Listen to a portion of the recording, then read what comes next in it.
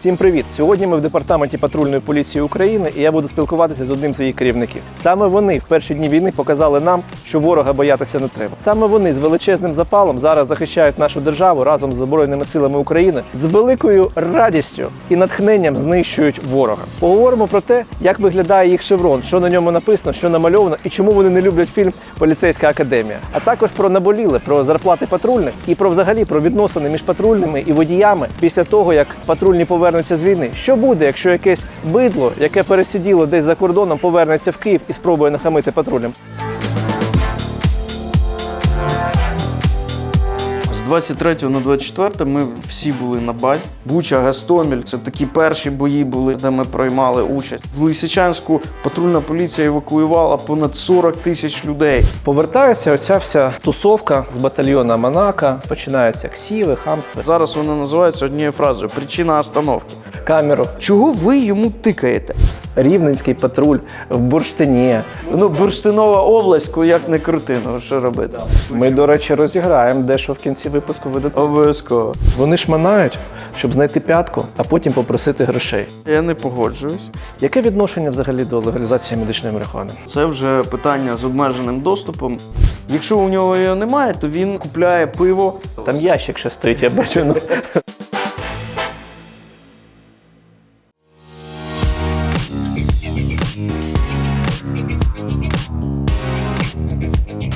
Посвідчення водія, мабуть, не заберуть. Пішли вітатися.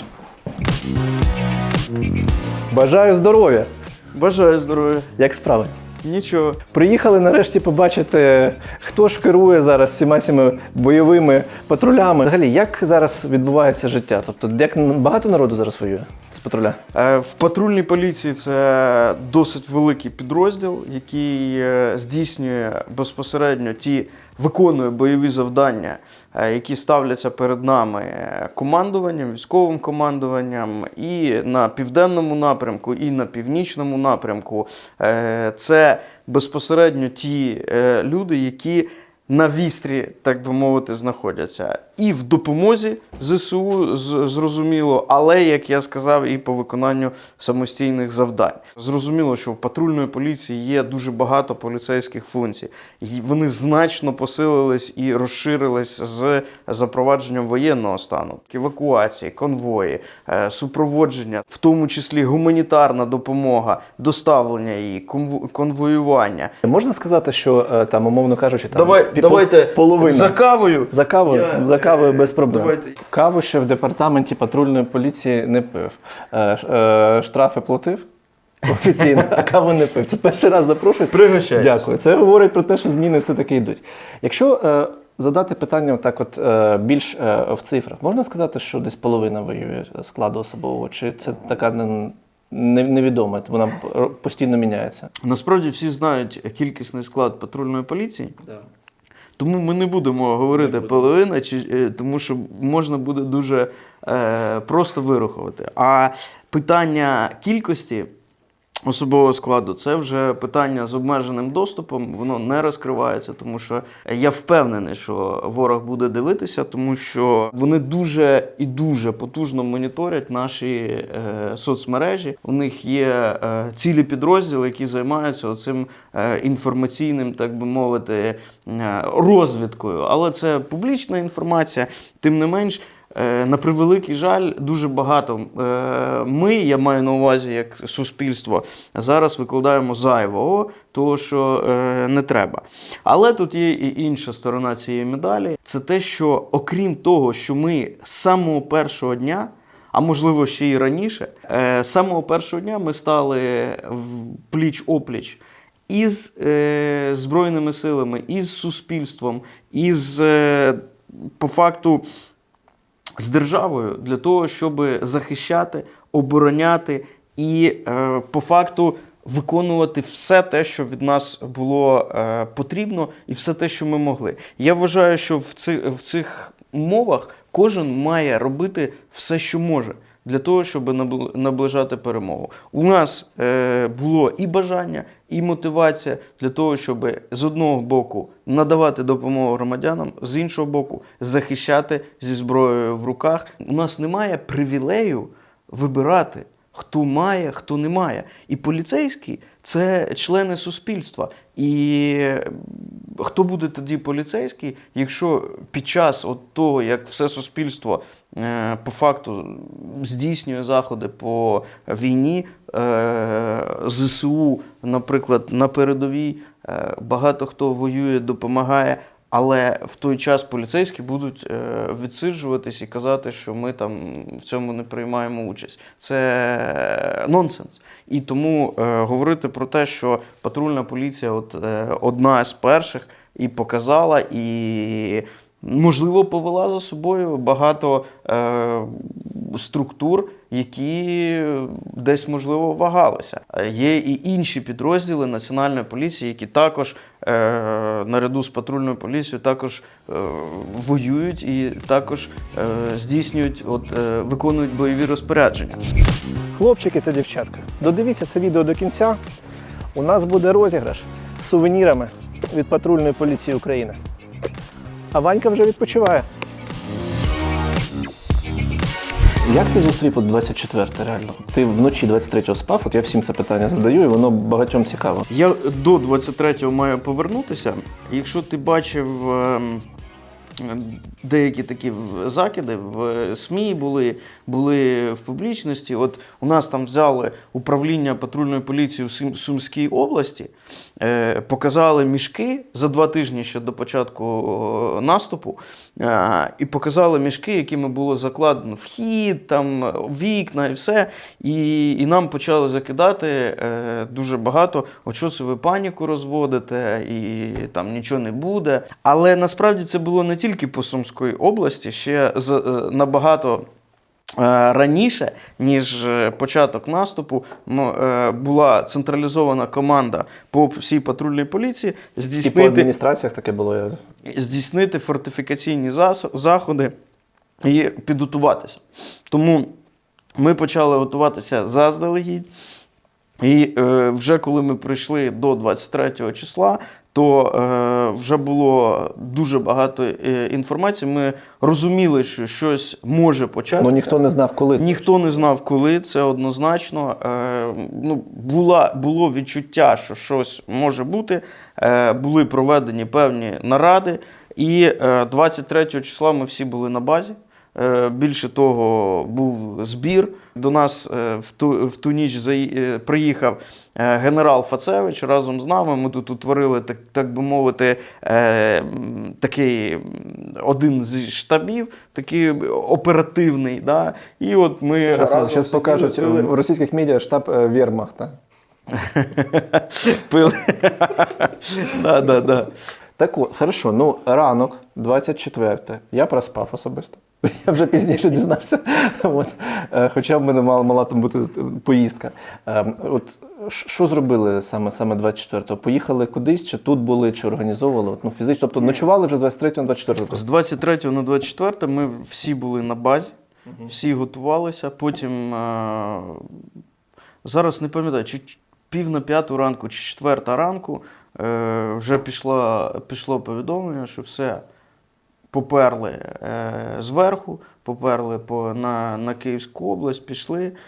Ми зрозуміло, що команда всі в штики, всі повністю готуються. Ми досить швидко, що стосується озброєння, досить швидко озброїли особовий склад, що стосується Києва, інших таких, як вже, скажімо так, фронтових і прифронтових зон. Більш того, автоматична зброя, зараз є забезпеченість на високому рівні. Більше того, ми зараз вже розглядаємо питання щодо навіть переходу від стандарту радянського, 5.45, 7.62 на натовський стандарт, як мінімум 5.56. І я думаю, що пройде небагато часу і вся наша держава перейде на натівський калібр. Я вважаю, що 24-25 були зроблені такі найпотужніші масовані заходи по саме зміцненню і обороноздатності, і оборони. Це і всі, і не потрібно забувати, що було 24-25. Це величезні заторові явища евакуації, які спричиняли величезні черги на дорогах.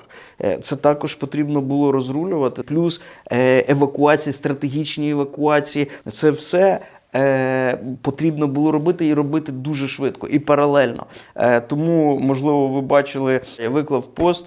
Такий він був, по-перше, не було часу писати щось там дуже довго і там розжовувати, але написав: люди, якщо ви потрапляєте в ДТП, маленький стуканчик, як ми його називаємо, то роз'їжджайтесь, фотографуйте. Ніхто не буде виїжджати вам і малювати схему ДТП. І більше того, ви будете стояти, будете створювати затор. По факту оформлювати ДТП не було можливості і часу тоді.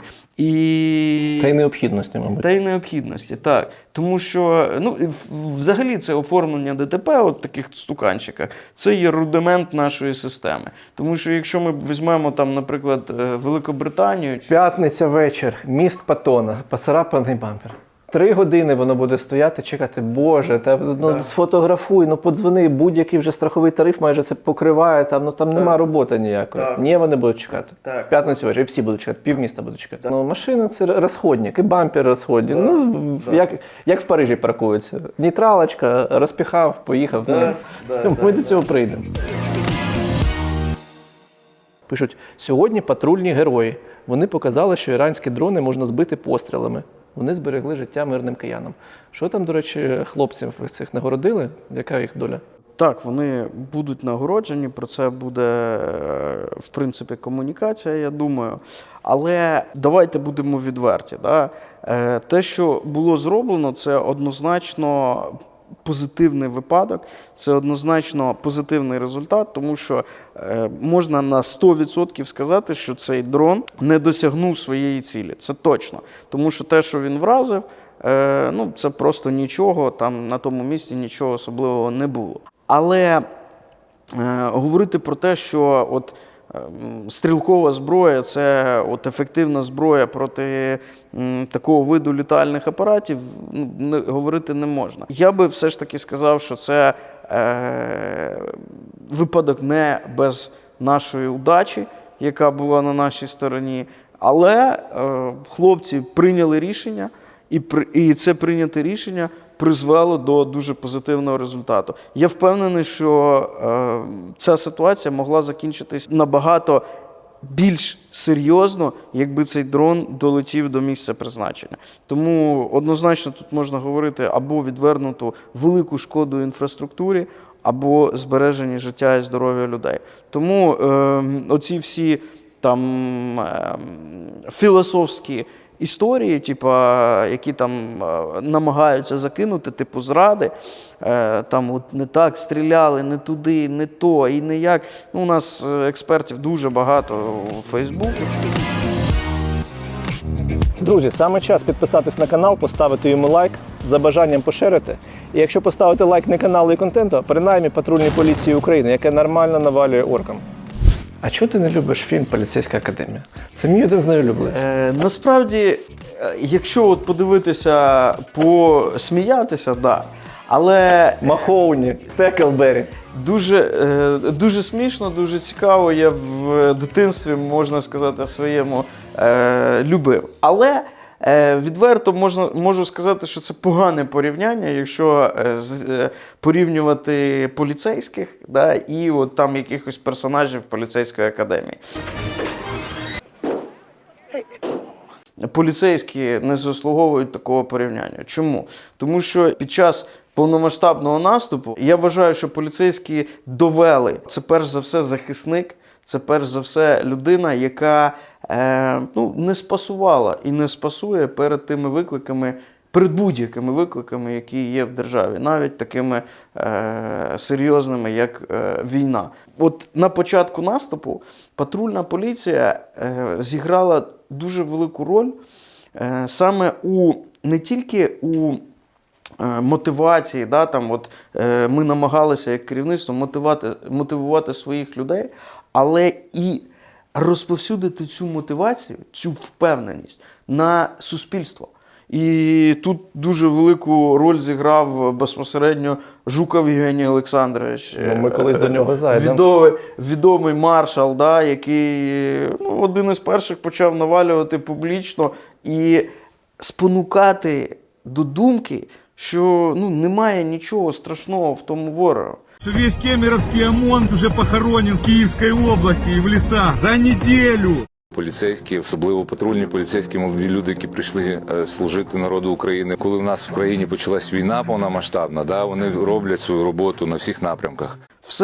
Весь оцей напускний пшик, який вони намагали, якихось там непереможних воїнів, якісь там ці групи, спецнази, вагнерівці, це все, ми ж бачимо, що так само вони лежать в тих ямах, як і всі інші. Це все, так би мовити, міф, який потрібно було знівелювати, показати, що це неправда. І я вважаю, що в тому числі патрульна поліція долучилася до цього процесу, мотивувала. Ми були високомотивовані всередині і цю мотивацію розповсюдили на інших. И где они сейчас в Киевской области? Их нет. Почему? Потому что получили пизды. Вот и все. Дуже багато хто в перші дні початку повномасштабного наступу прийшли до нас і сказали: хлопці, ми хочемо бути з вами. Той самий Хливнюк з відомих, тобто музикант, один. І Хливнюк – це не єдиний приклад. Я міг би перелічувати всіх людей, але я думаю, що самі ці люди не хотіли би бути зараз названі. Чому? Вони прийшли тут не як Хливнюк, чи Леньо, чи інші, але вони прийшли не як ці фамілії, чи ці люди. Вони прийшли як ті, хто хотіли захищати батьківщину. Вони всі прийшли рядовими, так би мовити, бійцями. І вони навалюють ворогу так само, як і інші. І вони на таких самих правах, як і інші. Немає ніяких привілеїв для того, хто би це не прийшов. Патрульна поліція, в тому числі в складі і інших підрозділів, в групі інших підрозділів. І одна з перших заходила на Ірпінь, Буча, Гостомель, це там, де це такі перші бої були безпосередньо, де ми приймали участь. Патрульна поліція, якщо брати по Миколаївській області, захищала і Миколаївський аеропорт, і також є, до речі, багато і відео цих боїв, де в деяких випадках можна сказати, що на певних ділянках тільки патрульна поліція залишалася. Ми до останнього були Сєвєродонецьк, Лисичанськ, Рубіжне. Взагалі в Лисичанську патрульна поліція евакуювала понад 40 тисяч людей з цієї місцевості. І допоки «Калібр» не прилетів в наше управління, вже повністю зруйнувавши, у нас евакуаційні групи працювали там до останнього. Вот так оно выглядит с фасада. Наше здание.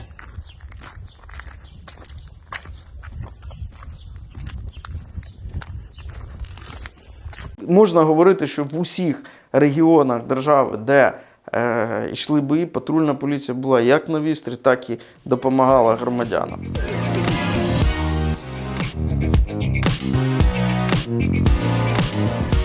Це що, тут збили ви? Це є це залишки двох гелікоптерів, які ми фактично привезли сюди.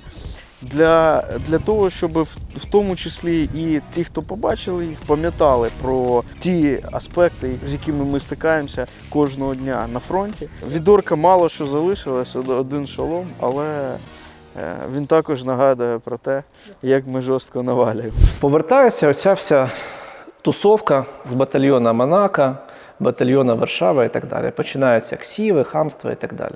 Які штрафи будуть в такому випадку? Я думаю, тут питання, перш за все, і законодавчого врегулювання. І воно дійсно потребує вирішення. Не так, як ми говорили про це роками, і всі говорили, кивали головою. Не вирішено питання про образу поліцейського, не вирішено питання про якісь там взаємовідносини з поліцейським. Бо у нас виходить, що поліцейський зобов'язаний, да, і про це готовий розповісти будь-який водій, да, що там має робити поліцейський. А от що має робити цей самий водій, нічого немає, тому що, ну, по факту кожен вирішив собі, що можна будь-як ставитись до поліцейського, будь-як, в принципі, і комунікувати. Ну, але це неправильна історія, тому що поліцейські заслуговують на інше ставлення. Поліцейські як оборонці, поліцейські як охоронці, поліцейські як ті, які, в принципі, надають поліцейські послуги, поліцейський сервіс в таких умовах. І говорити про те, що от має бути так, як раніше, не має бути. Має бути зміна парадигми і ставлення суспільства. Да, ніхто не виключає, у нас дуже багато є таких випадків, що там, а от там десь було, і ви подивіться, як вони себе вели. Да, саме так. Ми всі люди, і поліцейські теж люди. І десь могли бути помилки. Але через те, що хтось десь вчинив помилку, не означає, що зараз давайте до всіх поліцейських будемо ставитись зі зневагою. Це неправильно. Так, поліцейський має з повагою ставитись до кожного громадянина. Але і громадянин має також з повагою ставитись до поліцейського. Оці от розмови, там, я плачу тобі податки, і Як правило, не плачуть. винен, і всі інші питання. Перед тим, як я прийшов в поліцію, я заплатив достатньо податків, наприклад, можливо, для того, щоб до сих пір виплачувалась моя зарплата. І є також безліч інших таких самих людей. Але воно так не працює. Платяться податки для того, щоб працював державний механізм. Державні структури, органи, а не один конкретний поліцейський. Тобто ніхто напряму не платить конкретній людині. Тому оцей меседж, що типа я тобі плачу податки, не платить тобі, платяться податки як суспільство для того, щоб функціонувала держава. Питання в іншому. Оці моменти, як от зараз вони називаються однією фразою «причина остановки». Камеру, що це зніму. Ви знаєте, коли ми вивозили поранених, коли ми привозили їжу і воду людям, які не бачили її тижнями, коли ми заходили, відбивали міста, населені пункти разом з ЗСУ і потім проводили стабілізаційні заходи, знаєте, ніхто не задавав питання причини остановки. І тому не має бути такого ставлення. Має бути паритетність. Да, я ще раз повторю, має бути дуже професійне, правильне, ввічливе ставлення до громадян, але таке саме має бути ставлення і навпаки, що ти до мене по закону, а я до тебе як хочу. Не може такого бути. Я думаю, що треба відверто теж сказати, що люди, які повертаються, які живуть зараз військовим життям, для хамських водіїв є реальний ризик на хамство отримати хамство. І з точки зору людської поліцейський буде правий в цьому випадку. І необхідно таких поліцейських теж, щоб вони не становили жертвами Фейсбуку або чогось, треба пояснювати, що це хамло, це водій, і він отримав таку реакцію. Патрульний поліцейський, який зараз воює і служить, повертається в патрульну поліцію. І йому хамить якийсь малолітній придурок в Києві. І з людської точки зору це неприпустимо, і я вважаю, що має бути відповідальність. До речі, повертаючись до цього, в Києві зараз велика проблема, про яку почав говорити відомий журналіст Михайло Ткач, з гонками по Києву. Враховуючи, що шахеди реально слышно, і вони нагадують і прямоточний глушник і так далі, я не думаю, що більшість тих машин, які навіть модифіковані в Україні, дійсно відповідають нормам шуму. На жаль, немає зараз, на жаль чи на щастя, немає цієї історії з техоглядом, вона, можливо, має бути по-іншому. Але чому ви ці машини не забираєте? Насправді, це дуже цікава така історія, і вона знову ж таки пов'язана з законодавчим, на жаль, регулюванням. Тому що ТО у нас немає. Да? Воно було знівельовано через величезну корупційну складову, яка не має бути повернута зараз. Тобто сліпо його повернути не можна. Потрібні правильні, електроніфіковані, систематизовані процеси, які будуть унеможливлювати цю корупцію. Але ТО має бути повернуто, тому що це європейська практика. Це на сертифікованих станціях роби, будь ласка. Так. Але наразі, так як немає цього ТО, неможливо і перевірити в звичайних некомерційних транспортних засобах. Це раз. Воєнком перевірить на глаз. От воєнком може. Я точно знаю, що такі заходи вже проводилися. Певний свій результат вони давали. Більше того, от навіть із тих фігурантів от цього матеріалу, який зробив ткач, я з ним особисто не знайомий, але бачив цей матеріал і навіть звернув увагу, десь там йому написав комент, що ми побачили і реагуємо. Ми вже неодноразово провели рейд. Хто це люди? Це якісь папіни синки, чи хто це такі? Тобто, ну, хто вони? Це просто люди, яким дуже весело стало жити, напевно. І от просто собі роблять те, що хочуть, тому що вони звикли так робити. Ну просто якщо ви це не вирішите, це будуть вирішувати громадяни в більш жорсткий спосіб. Це ж наступний крок. Одразу можу сказати, що от рейди, я про них сказав, і практично кожного фігуранта от того відео, яке було зазнято, ми вже притягнули до відповідальності, а деяких по 10 разів. І я думаю, ми вийдемо з публічністю буквально от на днях з цього приводу і покажемо свою роботу. В тих місцях, де вони збирались, зараз ми вже їх не бачимо. Але якщо громадяни будуть бачити оці групи, які збираються на форсаж, оцей, будь ласка, повідомляйте патрульну поліцію, ми будемо реагувати невідкладно. Треба ще сказати, що ми ж не є, ну ми ж не ханжі якісь, да? Ми нормально відносимося до нормальних машин, до спортивних машин, але для цього мають бути місця. Ні, насправді, в певній мірі це хобі. Воно є і за кордоном, і скрізь, але воно має бути впорядковано. Є треки, є спеціальні площі, да, там Чайка, наприклад. Виділений час. Саме, да, де, в принципі, дозволено і безпечно це робити. Коли це небезпечне маневрування на дорозі, це ж створення, по факту це створення аварійної обстановки, аварійної ситуації. Коли це на треку, ну, будь ласка, це є хобі на рівні з іншими. Хтось літає на літаку, гелікоптері, зараз вони не можуть літати, тому що безпольотна зона. Хтось там марки збирає якісь там. Суть в тому, що ці люди, можливо, через от якусь там жагу до уваги до себе, чи чого, хочуть це робити там в центрі міста, а не робити це на Чайки. На Чайки хто побачить? Тільки він і його друг, який так само купив собі машину за 100 тисяч євро. Да, там. Насправді ми от цим меморіалом ми в певній мірі пишаємось. Не те, про що він нагадує. Зрозуміло, що є певний момент суму в даному випадку. Але це місце не є місцем плачу. Це є місцем сили. Ми маємо завжди пам'ятати наших воїнів. Тут є наразі 19 жетонів. Це 19 загиблих патрульних поліцейських, які загинули під час виконання службових обов'язків. І оця згадка має давати нам сили йти вперед і розпалювати наш внутрішній вогонь до боротьби. Тому ми саме і створили це місце. Це от була ідея така керівника департаменту, і я трошечки долучився, щоб це місце було, куди люди можуть прийти кожного дня. Щоб тут не було от цих от пострадянських таких традицій, лампадок, Пластикових квітів. да, і квітів. Це місце, де ми вшановуємо, де ми пам'ятаємо і де ми набираємося сили. Сюди це місце загального доступу. Сюди мають доступ будь-хто. Дуже часто приходять мамочки з дітьми, сидять на лавочках, спілкуються. І, в принципі, це місце, яке можна відвідати кожен день, а не тільки там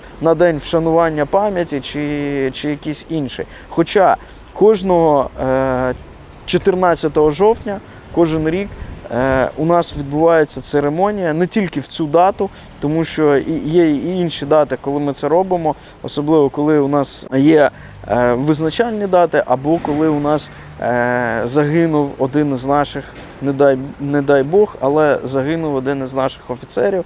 Ми також маємо стандартизовану церемонію, вшанування пам'яті і от коли вішається новий жетон. Моя мрія – це те, щоб цих жетонів так і залишалося 19. І щоб цей меморіал не розширювався в плані кількості жетонів. Але тим не менш, ми розуміємо, що наша служба є дуже небезпечною. Крайній жетон – це Таїсія Татарин, яка була отак от безжально за мить застрілена вбивцею, який по факту обірвав життя молодої дівчини, патрульної поліцейської, яка приїхала на виклик про можливе розбещення дітей. От навіть в таких викликах, в будь-яких викликах, на патрульного може очікувати смертельна небезпека. Тому тут це питання і вшанування їх пам'яті, тих загиблих поліцейських, для нас є дуже і дуже важливим і дуже емоційним. Але, ще раз наголошую, що це не пам'ятник, не якесь місце плачу. Це меморіал і місце сили. Дякую за вашу службу. Дякую. Важливе питання щодо гідного життя патрульних поліцейських.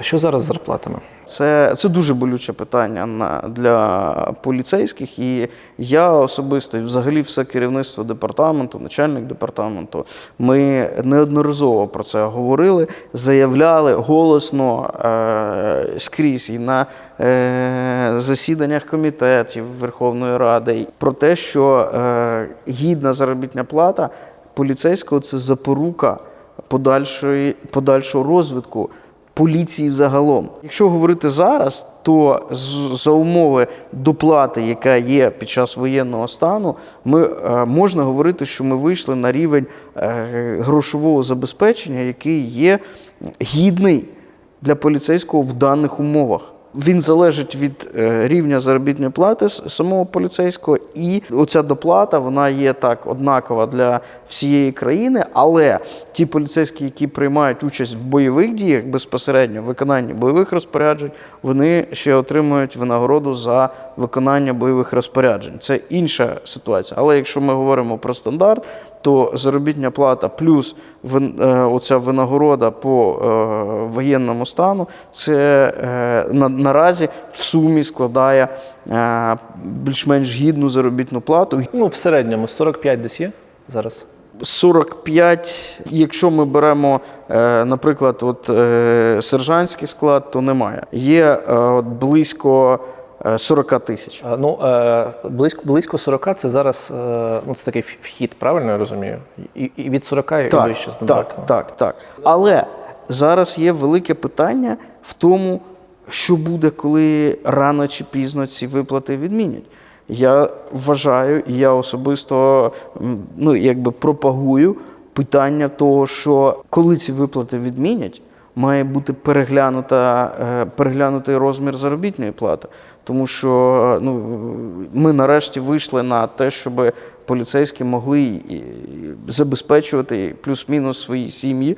І не можна втрачати цю таку планку. Це упустити не можна. Якщо ми впустимо скажімо так, опустимо зарплату, грошове забезпечення поліцейського, це буде величезний удар для всієї національної поліції, для патрульної поліції і на багато років. Скільки взагалі Red Bull в день випиваєш? Зараз не реклама, але може Red Bull може мені вже платити починати. Зараз вже менше, але я би назвав його кавою війни. Дуже часто, коли не встигаєш піти зробити каву, і кава вже не допомагає в такому плані, особливо перші дні, коли спати взагалі не доводилося. Там ящик ще стоїть, я бачу. Треба, насправді, секрет в тому, що не дуже треба багато, так би мовити, перебарщувати в даному випадку, але іншого виходу не було. Скільки в день випивав особисто? Я пам'ятаю, можливо, навіть до 10 в день. Так. Дивіться, людина жива. Жива і здорова. Ні, але це я не хочу рекламувати. Навпаки, я кажу, що це треба обмежувати. І зараз вже я якось намагаюсь обмежуватись. Але це такий присутній елемент на моєму столі, тому що він постійно Ну, хтось заходить, ще когось пригостити. да, і завжди от пригощає, хто хоче, будь ласка. А це, я так бачу, це новий якийсь проект дорожніх знаків, да? Оце ви плануєте змінювати? Це я би назвав дорожні знаки по війні, але це от такі композиція така. Чому вона для мене дорога? Тому що виконана повністю хендмейд, да, і вона має такі елементи. От я вважаю, що початку саме от повномасштабного наступу, якщо ви пам'ятаєте, почали з'являтися. Це, до речі, копія з реального. Ну, в Ужгороді, до речі, на кільці такий стоїть, такий самий. Ну там найбільші бойові дії зараз. Блоки, там почали нищити перших цих орків, да, там почали ці написи всі, і от вона, так би мовити, має такий свій антураж, дуже мені подобається, тому кепка оця. Щось кровушки маловато на ній, ну нічого, я думаю, що так, у вісні. Але цьому орку вона точно вже не допоможе. Це сухпай їхній. До речі, в курсі, зараз їх на OLX продають, Да? по штукарю. Ну, типа на допомогу. 1000 гривень коштує. Ну, виходячи з якості, особисто розбирав один, дивився, то я би за нього 50 гривень би не дав. Це якийсь такий корм для свиней, я думаю. Вони там десь мішають. Ну, це армія Білорусі, яка готується в рукопашку, коли там вже, знаєш, все позакінчилося, ніхто вже стріляти не буде. Ти, до речі, як думаєш, підуть чи не підуть? На мою думку, найближчим часом точно ні. Шансів того, що вони підуть, я даю дуже і дуже мало. Тому що ну це зовсім має бути щось трапитись категорично, щоб білоруси пішли проти України. Їм немає взагалі за що і про що воювати. І я щиро вірю, що вони не є настільки зазомбованими, як росіяни, да, щоб от просто іти, моє почтення, я приїхав на учення. Оце, ну, це просто, вибачаю, я просто бачив таку штуку, там стоїть орк, який одягнений з 5 орків, там все в крові. Ну, це ми покажемо коли, це буде в анонс наступних випусків, якщо нас ще запросять. Да. Ну, залишимо це на... Залишимо по-любому. Моя особиста думка, що не має такого трапитись. Але якщо вони підуть, то це буде їх найбільша помилка взагалі в новітній історії. Да. І, причому як влади, я думаю, що ця влада не залишиться одразу там, так і взагалі суспільство. Чому, наприклад, Україна зараз у стані війни і зараз, так би мовити, захищає свої кордони? Ми захищаємо не тільки кордони, не тільки землю, хоча це перш за все. Ми захищаємо наш демократичний вибір. І українці довели, що за свій демократичний вибір, за свою свободу ми готові боротися. Ну, вони не знають, що таке свобода взагалі, в принципі. І тут є питання. Да? От мені не подобається фраза, якщо ви бачили, окрім нашого шеврону хижачок, да, хижак, який став таким мотивуючим фактором і мотивуючим... Ми, до речі, розіграємо дещо в кінці випуску видатку. Обов'язково. Який став таким мотивуючим елементом, да, для всього суспільства, я вважаю. Як він з'явився взагалі, той хижачок? Хижак – це, перш за все, той символ, який об'єднав патрульну поліцію, і навколо патрульної поліції дуже багато кого. Він не з'явився зараз, під час цього наступу. Насправді, на БТРі маршала він був ще в 2015 році, 2014 році, і хижак вже тоді навалював. Просто хижак ще на той момент не був публічний. Але от з початком цього наступу, да, повномасштабного, потрібен був якийсь символ, який також надавав от мотивацію, ну, я не знаю, розпалював внутрішній вогонь. Отак от я скажу. І ним став хижак. І маршал, ми всі згадали за цього хижака. І він каже, давай зробимо, і давай от зробимо там шеврони, запустимо. Ми тоді от Просто запустили це, якби у нас є там свої канали комунікації внутрішньої, всі дуже підхопили, почали розробляти різні речі, куди їх можна ліпити. Це стали шеврони, наліпки і всі інші. І зараз можна вже побачити, я от їду містом, і наліпка хижака, Я бачив на пріусах бачив, але не у всіх на хтось ліпив. Так, але я не говорю тільки про патрульну поліцію. Хто в темі. Так, хто в темі, дуже багато цього. І це також один із мотивуючих, об'єднуючих факторів.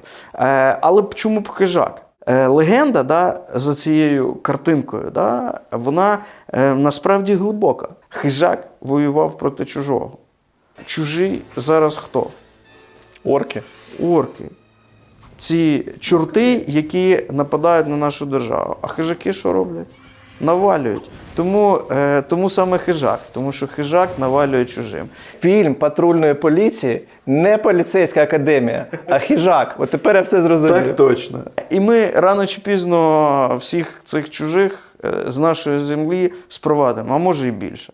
Якщо зараз ми бачимо, що йде боротьба, так би мовити, ідеологічних систем, демократії, свободи, рівності з мороком, навіть мордором не назву, бо зараз мені вже роблять зауваження, що орки не такі погані, як росіяни. Ми ж бачимо, коли нам показують всі маєтки одних олігархів на російській землі, на Росії, і потім полоскалки. В настоящее время проводятся работы по исполнению муниципального контракта по выставлению полоскалок. Это специально оборудованные металлические конструкции. Сами пользуетесь полоскалками? А как? Куда денемся? Да все стираем. И мы видим, что внутри полоскалки собирается грязь. Раньше такого не было. У них тендер проводиться, ти розумієш, в міськраді тендер. По обслуговуванню полоскалки. Це реально нонсенс. Вони знаходяться в середньовіччі. І що їм не треба зовні воювати, їм треба воювати всередині. Але на превеликий жаль, на відміну від українців, росіяни не можуть знайти в собі сили або бажання, я не знаю, боротися за ці цінності. Питання зараз по окупованим територіям і взагалі чи є серед співробітників патрульної поліції ті, хто перейшли на бік ворога? Яка їх зараз доля? Це мінімальна, і я хочу підкреслити, мінімальна кількість, враховуючи загальний склад патрульної поліції 16 тисяч людей, це не те, що одиниці, це навіть, я би сказав, на рівні математичної похибки. Цих людей і можна назвати похибкою. Да?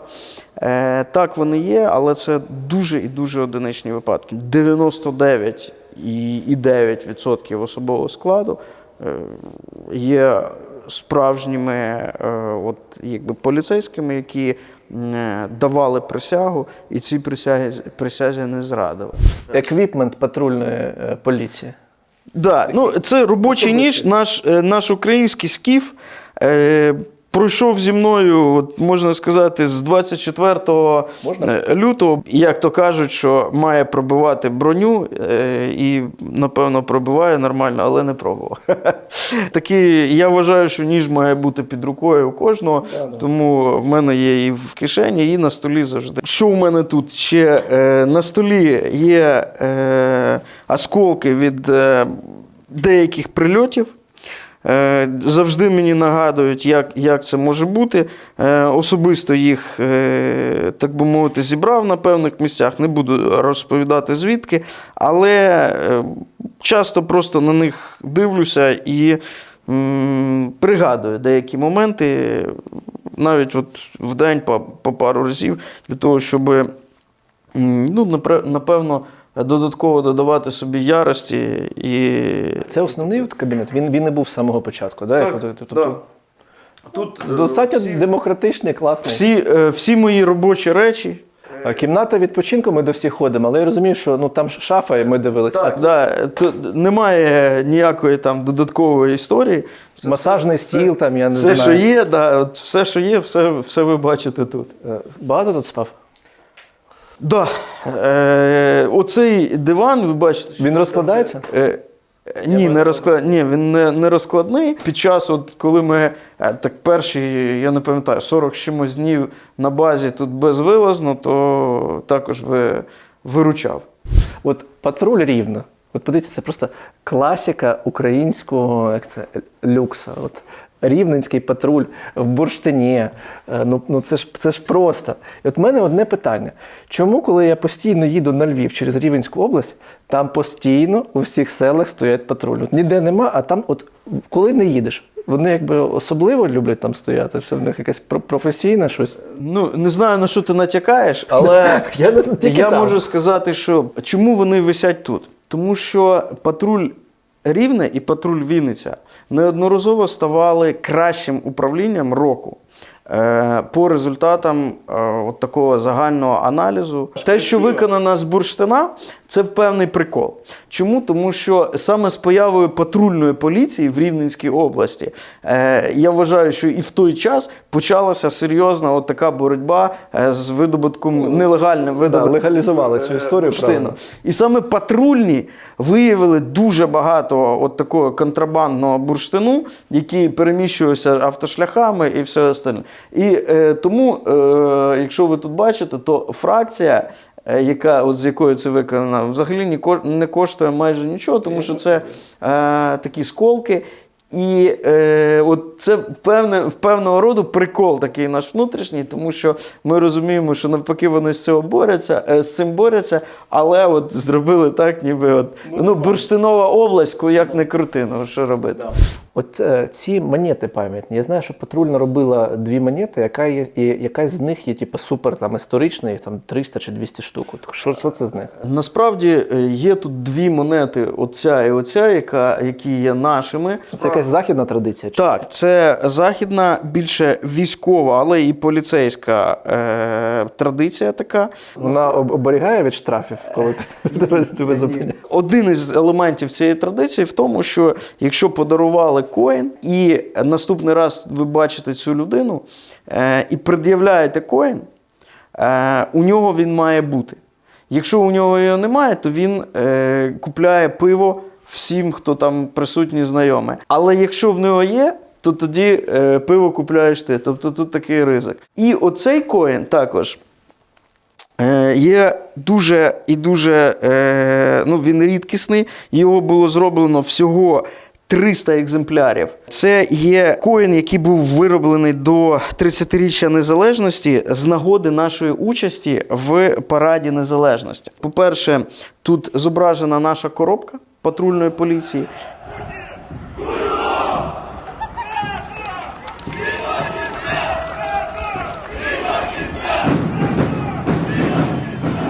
І це вперше в історії незалежної України патрульна поліція, по-перше, приймала участь у параді. По-друге, вперше в історії незалежної України хлопці і дівчата крокували разом. Були раніше жіночі коробки, були раніше чоловічі коробки, але так, щоб жінки і чоловіки крокували разом, не було такого. І це от патрульна поліція доказала, що так можна. Тому що було дуже багато стереотипних таких уявлень, що у жінок інший крок, що чоловіки і жінки не можуть там ходити разом, і щоб це було гарно і вдалося.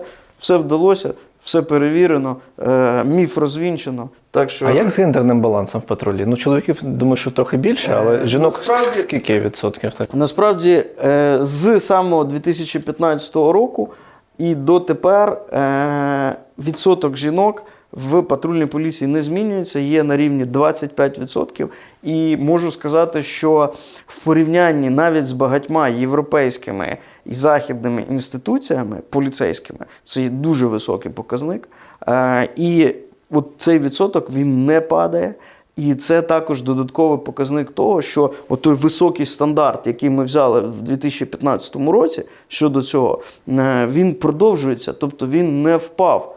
І це також додатково свідчить про те, що саме умови служби, і внутрішній клімат спонукає жінок до вступу до лав патрульної поліції. І от, до речі, оця от нагорода, вона також для мене важлива. Нагорода міжнародної асоціації, міжнародної, в яку входять понад 180 країн. Міжнародна асоціація жінок в правоохоронних органах, яка має 10 номінацій на рік, і лише одна з них чоловіча. Надається саме чоловікові, який пропагує, який допомагає, який заохочує от саме гендерну рівність в підрозділах і пропагує саме от такі принципи служби. І от цією асоціацією було відзначено мене як одного з таких провідників гендерної рівності в поліцейських підрозділах. І те, що Україна отримала таку нагороду, це також додаткове свідчення наших результатів. Таке ще питання задавали в коментарях. Чи є в поліції, в патрульній, свій бар, де святкують перемоги і переживають поразки?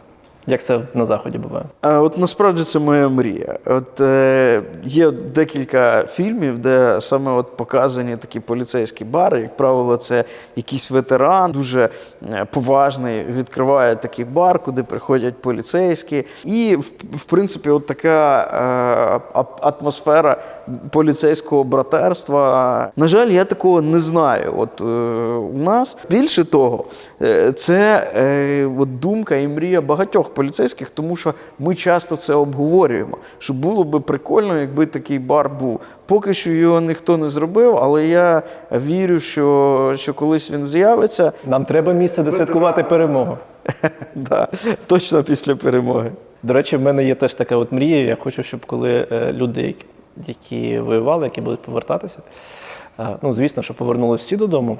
І от я би хотів, як це на Заході часто буває, щоб були найкраща їжа в ресторані, просто від шефа давали цим хлопцям і дівчатам. Найкращі столи, найкращі квитки. Так як ми вміємо, українці, саме збиратися в такі важкі часи, от в Києві, я коли був 24, як ми готували там їжу, там на блокпости всі розвозили, в нас же з цим проблем немає. Хотілося, щоб воно і далі так відбулося. Я перед тим, як знімати це інтерв'ю, спілкувався з деякими патрульними, неназваними, і взагалі дізнавався, яка тут атмосфера. Багато хто, ну, в принципі, мені всі сказали, що з початком війни в роботі патрульної поліції все стало якось зрозуміліше, чіткіше і правильніше. І це не про гроші було, а саме і про стиль керівництва, і про ті завдання. Відповідно від цього, от я хочу, щоб всі говорили про тим, чим забезпечена поліція. Пріуси, вони ще взагалі живі, скільки вони там наїздили. Вони там батарея, вона там хоч хвилину тримає ще з пробігом. Був такий напівжарт, але це тільки напівжарт. Коли там питали, яку машину взяти от, дружині, чи яку машину взяти в сім'ю, ми казали Prius. Тому що, напевно, живіше і витриваліше машини, ніж Prius, я не знаю. Це просто феномен якийсь. Ну, мільйончик вже наїздили? У нас є, ну, мільйону ще я не пам'ятаю, але 700-800 тисяч дідушки вже пройшли. Це машини, які просто є знахідкою. І я радий, що на якомусь етапі було прийнято рішення саме про Prius. Зараз вже ж у нас є величезний спектр моделей, автопарку, але Prius завжди буде в нашому серці. Сергій Молоткін, його прізвище, ну, може, це псевдонім, значить, пише наступне важливе для нього питання. Ну, питання звучало так: що вам не подобається в роботі патрульної поліції? От він написав, що вони шманають, щоб знайти п'ятку, а потім попросити грошей. Ну, п'ятку всі зрозуміли, яку, це не та, що в кросівках. Яке відношення взагалі до легалізації медичної марихуани, от як в керівника? З приводу постановки питання я не погоджуюсь. І я впевнений, що Сергій Молоткін, якщо б йому би назвати там, або задати питання, як він відрізняє патрульну поліцію там, і інші підрозділи, наприклад, перейдемо до основного питання. моя особиста думка, але я одразу попереджаю і хочу підкреслити, що це моя особиста думка, не політична позиція там якась, чи взагалі це моя особиста думка. І я особисто за легалізацію канабісу. Поясню чому. Скільки викликів ми кожного дня отримуємо з приводу того, що хтось після вживання алкогольних напоїв застрелив, побив, вбив і все інше. Ну скільки? Багато. От ти не правоохоронець, але знаєш, що їх багато. І всі знають, що їх багато. Саме після вживання алкогольних напоїв. І тепер питання. А скільки ми викликів отримуємо через те, що хтось покурив канабіс і зробив те саме? У мене в сусідському чаті іноді пишуть, хто, і всі йдуть до нього потім. Ні, от я таких викликів не пам'ятаю. Про що це говорить? Да?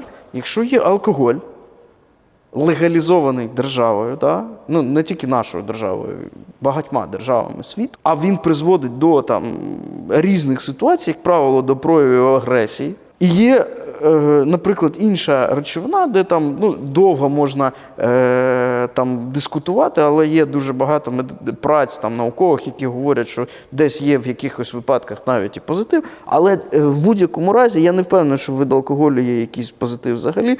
І ми порівнюємо дві ці речовини і говоримо, от як зі сторони правоохоронця, я кажу, що це менш шкідлива історія, ніж, наприклад, алкоголь. Я ні в якому разі не пропагую заборонити алкоголь.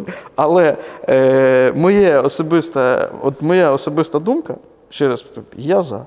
І останнє питання. Нерідко вони лякаються блатних, які буром на них пруть. Замість того, щоб покласти морду на асфальт, як це роблять в Європі проти поліцейського, вони пасують і дають задню високопосадовцям або бізнесменам.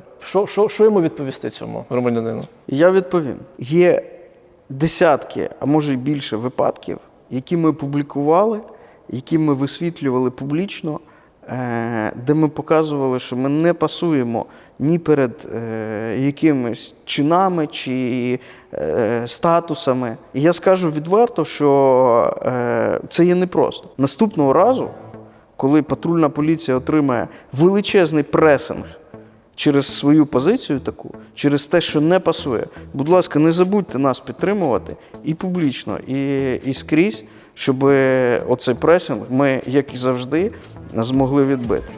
Дякую. Так, друзі, дякую, що ви додивилися це все до кінця, тому що перше воно нам піде на індексацію і покаже цей ролик багатьом іншим людям. І в нас є конкурс. Ідея конкурсу наступна. Найкращий епізод взаємодії з патрульною поліцією, який у вас був, напишіть його в коментарях. І за самий цікавий випадок в нас є подарунок, це ексклюзив. Від патрульної поліції. Це футболка з хижаком, який навалює чужим, і написом «Департамент патрульної поліції». Департамент патруль поліції. Так що такий приз буде за найпозитивнішу історію взаємодії з патрульною поліцією. Приймайте участь. 2 тижні після виходу ролика ми будемо відбирати цю історію. Всім дякую, пока! Слава Україні!